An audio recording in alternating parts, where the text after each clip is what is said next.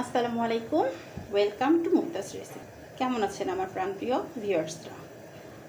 আল্লাহর অশেষ রহমতে আমি ভালো আছি। আশা করছি আপনারাও সবাই ভালো আছেন। তো ভিউয়ার্স, আজকে আমি আপনাদের জন্য নিয়ে আসলাম একটা অন্যরকম রেসিপি।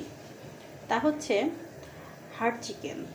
আমরা যে শক্ত মুরগি খাই, সেই শক্ত মুরগির যে স্কিন, চামড়া, সেই স্কিন দিয়ে ছোলা অথবা বুটের ডাল, যেটাই বলে না কেন, ছোলার ডাল, অনেকে বুটের ডালও বলে, এই ডাল দিয়ে এবং সাথে ছোট এরকম দুইটা আলু দিয়ে আমি একটা মজার রেসিপি করে আপনাদের আজকে দেখাবো। আর এই রেসিপিটা আপনারা লুচি, পরোটা, সকালের নাস্তা অথবা গরম ভাতেও আপনারা খেতে পারেন।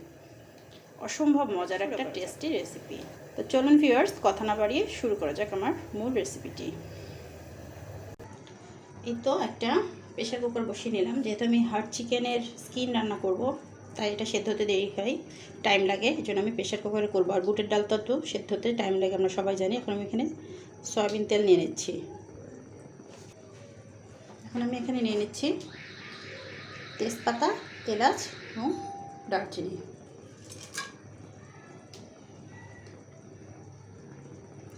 এই তিনটা উপকরণ একটু ভাজার পরে দেন আমি পেঁয়াজ অ্যাড করব।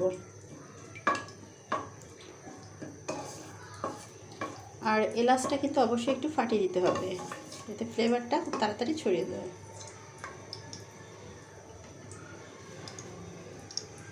এই তো এখন আমি এখানে দিচ্ছি স্লাইস করা পেঁয়াজ এবং দুইটা কাঁচামরিচ।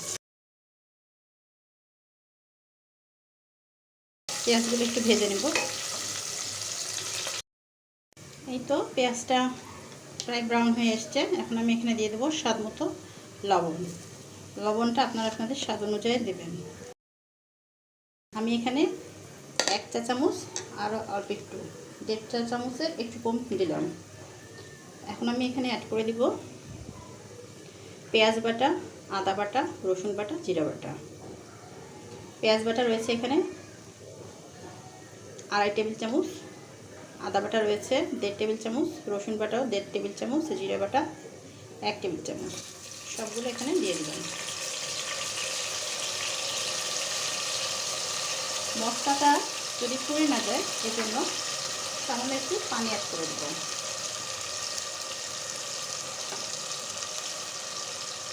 সামান্য একটু পানি দিয়ে দেব। এখন এই মশলাটা হালকা একটু কষাবো, দেন বাদ বাকি মশলাগুলো অ্যাড করব। তো আমি এখানে আরও অ্যাড করে দিচ্ছি ধনিয়ার গুঁড়া, হলুদের গুঁড়া, লাল মরিচের গুঁড়া। এই তো মশলাটা এখন আমি খুব ভালোভাবে কষাবো। এই কারিটা যে এত টেস্টি একটা কারি, তা না টেস্ট করলে আপনারা বুঝবেন না। আপনারা এখনো পর্যন্ত যারা এরকমভাবে এই কারিটা তৈরি করেননি, তারা চেষ্টা করে দেখতে পারেন। ইনশাল্লাহ আপনাদের পছন্দ হবে। অসম্ভব মজার একটা কারি।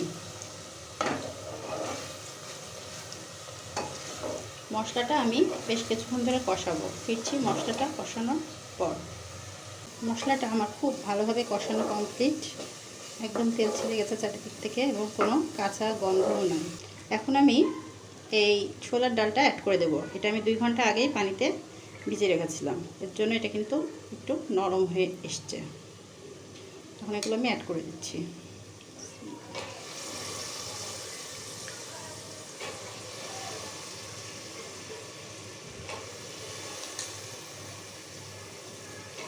আর এই ছোলার ডাল এবং হার্ড চিকেনের স্কিন, এই দুটোই হতে সময় লাগে। এই জন্য আমি প্রেশার কুকার ইউজ করছি, যাতে ঝটপট রান্নাটা হয়ে যায়। আপনারা ইচ্ছা হলে প্রেশার কুকার নাও ইউজ করতে পারেন, কিন্তু সেক্ষেত্রে টাইমটা একটু বেশি লাগবে। এই তো এখন আমি এটা ডালটা কিছুক্ষণ কষাবো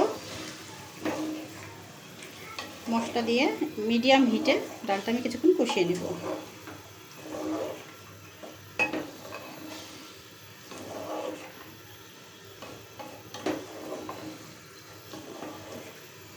তা ফিরছি আমি ডালটা পুরোপুরি কষানোর পর। এই তো ছোলার ডালটা আমি বেশ কিছুক্ষণ ধরে কষিয়ে নিলাম। এখন আমি এই শক্ত মুরগির চামড়া এবং আলুটা অ্যাড করে দেবো।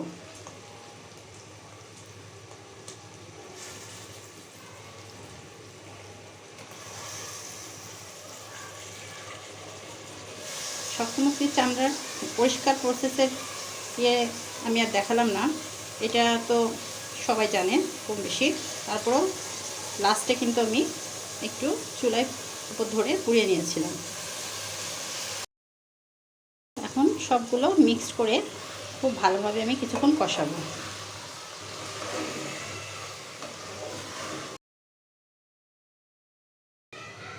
এই তো এইভাবে মিডিয়াম হিটে আমি বেশ কিছুক্ষণ কষাবো। ফিরছি এটা পুরোপুরি কষানোর পর।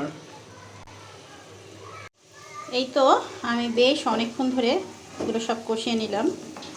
এখন আমি এখানে পরিমাণ মতো পানি অ্যাড করে দেবো।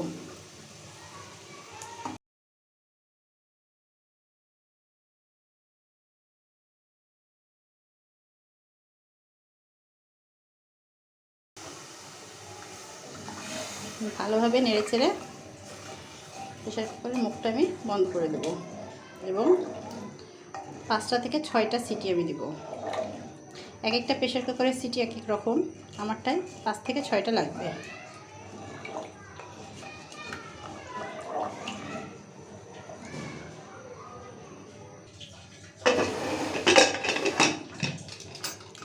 এই তো ঢাকনাটা দিয়ে দিলাম। মিডিয়াম হিটে আমি 5 থেকে 6টা সিটি দেওয়ার পর ফিরছি।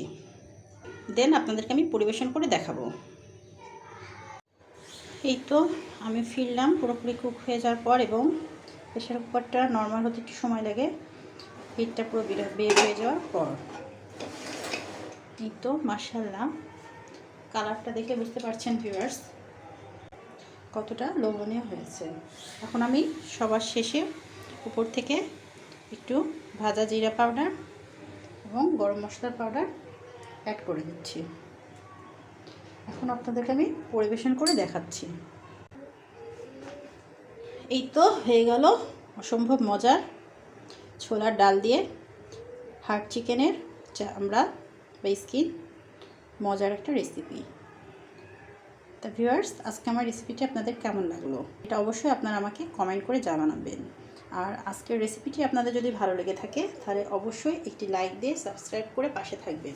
আর যারা ইতিমধ্যে আমার চ্যানেলটি সাবস্ক্রাইব করেছেন তাদেরকে তো অসংখ্য অসংখ্য ধন্যবাদ। তাহলে আজকে এ পর্যন্তই। সবাই ভালো থাকবেন, সুস্থ থাকবেন।